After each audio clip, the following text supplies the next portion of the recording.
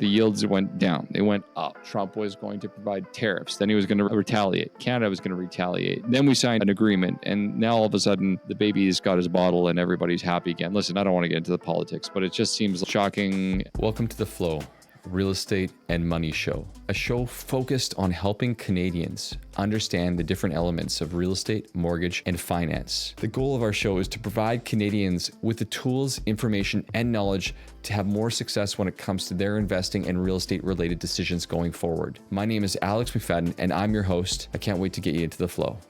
So I'm going to be honest with you. This will be my third attempt recording this episode about Trump and his tariffs. I've had to change it 3 separate times. So I'm just hoping and praying that this episode airs at the right time when there's no more changes and I'm not going to record it one more time. So it is what it is. The saga, the never-ending saga between Trump's taxes on Mexico and Canada, it doesn't end. It never ends. Now listen, the reason you're listening to this episode is not because I'm going to talk politics. It's because you want to have a better understanding of what to do when these tariffs, and if these tariffs, at this time of night, you know it's a big if, come into play and what really your options are.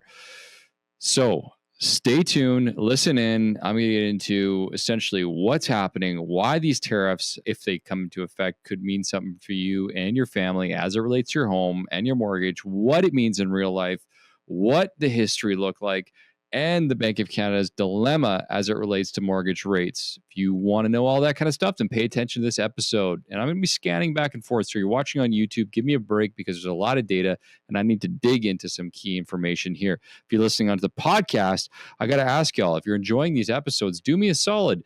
Leave me a great review on Spotify, 5 stars, iTunes. Would love it if you're going to give me a 5-star on there. That'd be amazing.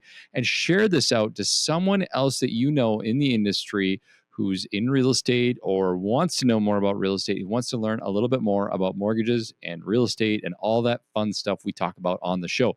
So let's get into it. And if I sound tired, I'm not. I'm waking up here. I didn't have any caffeine, but we're here. Let's go. All right, let's get into it. Got to give you a little bit of an explainer first and foremost for anybody who's been hiding under an absolute rock, what these proposed tariffs from Trump are.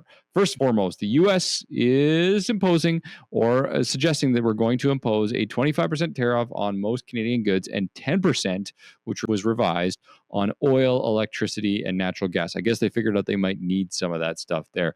Canada was set to retaliate by removing liquor off of shelves. No, I'm just kidding, but not really. They were going to retaliate by doing that and coming back with a 25% tariff of its own on $155 billion of goods. And the whole purpose of this, according to the tweets, whether you believe it or not, was to try and solve the fentanyl problem and the immigration crisis that Canada is causing to the United States. I'm not going to get into too many stats on that, but that was the proposed reason for all this stuff going on. What does this really mean in real life if these tariffs were to come into effect? Well, unsurprisingly, the cost of U.S. goods would go up. And in the United States, the cost of Canadian goods would go up. That's a unshocking answer, but at its core, that's one of the first things that typically happens. So, for example, if you buy a fridge from the US, it's most likely that the person who is importing, because now Canada is also charging these taxes, if you are purchasing this fridge, that the importer is going to pay this 25% duty, which means you're probably going to pay at least 25% more, if not more than that, at the end of the day. So undoubtedly, the cost of expenses or the cost of goods and services would go up, particularly goods in this circumstance, because of these taxes. Now, gas and oil could get more expensive because of the 10% tariff to the Americans, but it gets a little bit more tricky because gas, oil, etc., works its way into a variety of different expenses as it relates to goods and services in the United States, and they would see pretty much everything go up across the board if this were to happen. Now, at the time of recording this, I'm going to give you a little bit of a teaser. You probably already know this at this point, but Trudeau and Trump signed an agreement to delay the tariffs by at least 30 days. This doesn't necessarily mean it won't still happen, and the threat is very real, and so the reactions could be very real, and there could be some serious long-term repercussions even with just the threat of this happening. But I should note that out because it's an important consideration as you're listening to this episode. So let's get back into 2018 and some reference points. In 2018, Trump at the time imposed tariffs on China and Canada. What happened back then was the US inflation jumped by 0.7%, which is notable because imported goods really just got more expensive. Now, supply chains broke. There was a significant shortage in the United States of some pretty key products. Global trade slowed down, and there was an impact to economic growth at that time. Also, the Fed had to pause rate cuts because inflation was heating up back in 2018. So this matters today because if the same thing happens, specifically if Canada proposes to offer these same tariffs at that time, well, the Bank of Canada might not be able to cut rates as expected. They might have to be more significant or not at all. We're going to talk about that through this. The tariffs themselves could create what we call stagflation, which could be stuck in the economy. And that's not a good thing for consumers. We do not like stagflation. So let's talk about the Bank of Canada's dilemma. What do they do if this all takes effect? And remember, 30 days from now, we'll find out if this is real or if this was just a threat to get us to do what Trump wanted us to do.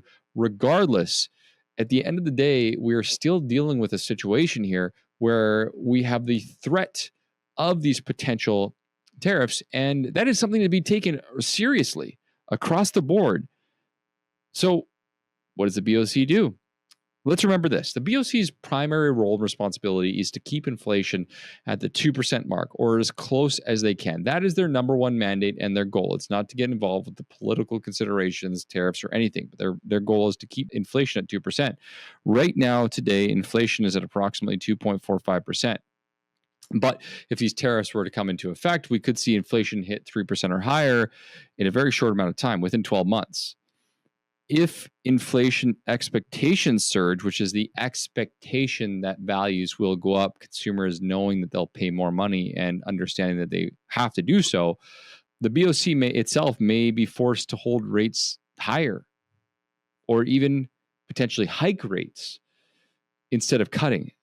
So the opposite of what many are suggesting in terms of dropping rates. But again, their mandate is to bring us back from an inflation perspective. Again, we'll see what happens, but that is really one of the key considerations here.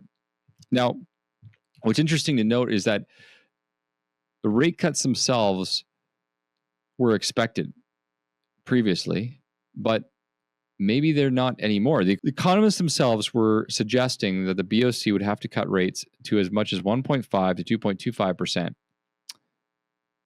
by next year, and potentially even sooner if these tariffs were to take effect. But the market itself isn't certain of this, and it's highly possible that the BOC could not do that in the end. The bond market itself has been I don't know if you've been paying attention to it, but the bond market itself has been a whole other mess, and it's skeptical about what will happen. Now, if you didn't pay attention on what day is it today? It is recording this episode February 3rd. We woke up this morning at bonds at the lowest that we'd seen since 2022 at 2.56%, but they ended the day back at 2.75% after Trudeau signed that treaty to hold off for 30 days or signed the agreement to hold off for 30 days. Insanity. And the market is ping-ponging faster than we've seen in a long time. Now, as a side note, TD Securities itself warned the supply chains headaches are back, which essentially means that this potential of inflation or bringing inflation back could delay future potential rate cuts, which is contrary to what many are saying in the marketplace, and it could be contrary to what we see, but that's what the markets are saying right now. And so we need to be conscious of that. So let's get to the specifics here. So if you've got a mortgage and you're trying to figure out, I want to refinance, or I want to purchase, or I want to buy a house, or I want to invest, what are my options right now, and what do I do? Let's talk about this for a short-term and a long-term perspective. Short-term, it's possible if the bond yields continue to settle down that we do see rates fall, both fixed and potentially variable, because the economy itself would be slowing down. In the short term, if people lose jobs, we could have a loss of demand for loans, and banks themselves would potentially also lower their interest rates themselves to boost people to borrow. Long term, if inflation stays high and we continue to see what we've talked about here with inflation continue to go up here, we could be in a situation where rates actually bounce back up within 9 to 18 months. And the bond market itself could force mortgage rates back up if inflation expectations jump. Again, there's just so many dynamics at play right now. So we just basically said rates go up, rates go down, rates go down, rates go up. Here's the thing. If this trade war gets worse, and if we continue to see things actually get worse than where they're at right now, the yields themselves, they could spike because investors themselves fear inflation, which is the opposite of what we saw earlier today. Remember, this is a could. The Canadian dollar itself is also dropping. This is going to, additionally speaking, make imports more expensive. So in summary, what we could see is the BOC, and because of the yields, we could see rates drop initially and then bounce right back up in some relatively, I don't want to say short period of time, but I mean, reasonable amount of time, specifically if the tariffs get worse or they don't stop or if they actually get implemented in the first place. Remember, at this point right now, they're not being implemented for at least 30 days. So if you're a mortgager, how do you prepare? Let's walk through the different options here. Number one, if you need a mortgage now and you got a 5-year horizon on your current mortgage situation, which means you're not planning to sell, you're not planning to refinance, you're not going to restructure, you're not going to divorce, nothing's going to happen, you know for sure, then your best option right now, and this sounds crazy, is possibly a variable rate mortgage. Why? Because first and foremost, variable rates typically have outperformed fixed rates in the long run outside of this most recent 3-year, 5-year run since 2021, obviously. But in addition to that, if rates drop initially and then rise again in 2026, a variable rate does create that level of flexibility that someone can enjoy that rate drop and then potentially lock themselves in if they wanted to when rates were lower. So you're not having to lock in at higher interest rates.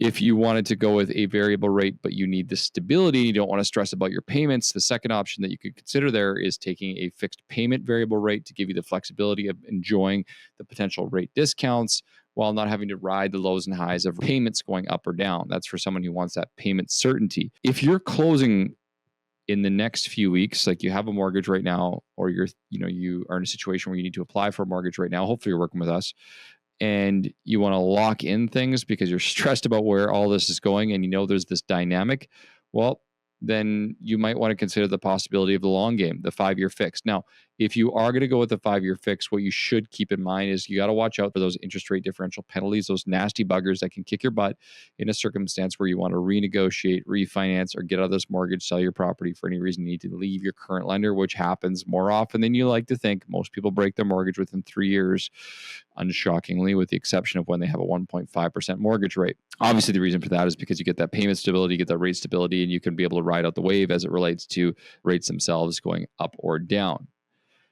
Now, if you have a mortgage renewal coming up, given where things are at right now, again, this is all new information. This could change in a relatively short period of time. With a renewal coming up in the near term, it might be worth looking at the possibility of an early renewal in your situation, especially if there's a possibility of a spike in the marketplace. And again, there's no certainty or cost certainty, but if you're someone who wants to lock in and have that certainty, you could pay out your remaining terms, your remaining interest, and seek an early renewal to put yourself in a situation where you don't have to ride the highs or lows of mortgage rates. Again, depending on who you're talking to, this could be a good idea or a terrible idea, but for some, the certainty is worth it on its own to not have to stress out, particularly if you're in a variable rate mortgage right now and you don't feel comfortable with where things have been and where they're going in the marketplace. If you're debating right now between a fixed rate and a variable rate, a 3-year fixed over a 5-year variable, it really just comes down to, again, looking at what's more important to you. Is the flexibility of the variable rate right now and riding the marketplace, or the cost certainty of the 3-year fixed? I mean, this comes down to a matter of preference more than anything else. The numbers themselves still could work out in favor of that person taking the variable rate, if for no other reason that they could ride the wave down and potentially lock in if fixed rates are lower or if they do come down. But objectively speaking, there is a risk on either side of going with, let's say, for example, the fixed rate and variable rates having hit a rock bottom, or taking the variable rate and seeing fixed rates continue to go back up, depending on how the yields and the markets themselves react. If you're in a situation right now where you're uncertain because the economy is uncertain, one of the things that I recommend is to look at your cash flow position. A lot of people say, I don't want to refinance. I don't want to go back to 30 years. But the refinancing gives you the flexibility to apply potentially for a larger home equity line of credit. And additionally speaking, gives you that flexibility to have a lower payment and pay down the principal as you wish, especially with employment uncertainty. Remember, if we do see this happen and we see unemployment, this will affect people across the country in all different shapes and sizes and regions and jobs and so forth, because there's less people buying, less people acquiring, less people consuming. It will have a massive impact across the marketplace. So looking at adding a HELOC, extending your amortization, all these different types of things could be an option to consider. The other option that you can consider, we've talked about this previously, if you're someone who wants to be able to quote unquote hedge your bets, is to consider the possibility of a hybrid mortgage, split it up between variables, split up between a fixed, and then you can kind of ride the wave of both decisions and decide how you want to proceed from that. Not every lender offers this. This is a very particular type of program, and there's some pros and cons and recommendations of how you structure that, which we talk about with our clients who take this option, but that is the one thing that I'd recommend. As a final takeaway, knowing that the yields went down, they went up. Trump was going to provide tariffs. Then he was going to retaliate. Canada was going to retaliate. Then we signed an agreement, and now all of a sudden the baby's got his bottle and everybody's happy again. Listen, I don't want to get into the politics, but it just seems like, I don't know. It is interesting, shocking, and a crazy way to deal with all these humans and their lives and livelihood. And I feel bad for anybody who's caught in the middle of all this crazy stuff, which is honestly the vast majority of Canadians and Americans at this point right now. Mortgage market is moving fast. Rates may drop at first, but the reality is if inflation settles in, rates are going to start going back up. And I think the biggest thing that you need to be looking at is, if you're a mortgager, what I would be looking for isn't necessarily the lowest rate. I mean, yes, rates matter. I'm a broker. I know that people say you have to say that, but even as myself, as a mortgager who owns multiple properties, I'm saying this from a perspective of, I think flexibility should be the key consideration that you want to be looking out for if you're in this marketplace, particularly in an uncertain market. And so that is going to be my biggest recommendation. The second thing is monitoring. Like, you want to monitor this after funding. So it is something that we do for our clients actively, not something we say we do. We actually work together, both the software and our program, which we follow up with our clients to walk them through their plans. And we can say this because I've been around doing this for 15 years and I have proof that we actually do this for our clients. But regardless, flexibility and watching the markets is going to be key. And where it goes from here is anybody's guess. I have no freaking clue. However, I would love to hear feedback from you if you are not sure about where you think you're going to go with the marketplace, if you're concerned about your renewal, if you're someone who's thinking about buying in this marketplace. And that's an interesting last point I'm going to leave you with is, in an age of uncertainty, real estate has typically been a steady force. And I could see a lot of people putting more money back into real estate right now, just knowing, I guess you could probably say the last couple of years have been crazy, but it certainly seems like we're seeing more and more people put their money into it as a quote unquote long-term safe haven from an investment perspective. Anyways, we'll see what happens. If you liked the episode, leave some comments below. If you didn't like the episode, feel free to leave comments below. And I'd love to hear some feedback for you. If you want to find out more about refinancing, early renewals, buying your new home, send me a DM on Instagram at The Mortgage Pug or at Flow Mortgage Co. We'll see you next time. That was an unreal episode of The Flow. I hope you enjoyed it as much as I did on my side right here. If you haven't already done so, make sure to check out all of the incredible resources that we have available. You can find us on Instagram at Flow Mortgage Co. You can find us on our website, getflowmortgage.ca. And of course, don't forget our free first-time homebuyer masterclass that's currently available on our website for anyone who listens to the episodes. And if you loved what you listened here today, the only thing that we ask for is to share this with someone else that you think this could help. And hey, maybe leave us a great review online.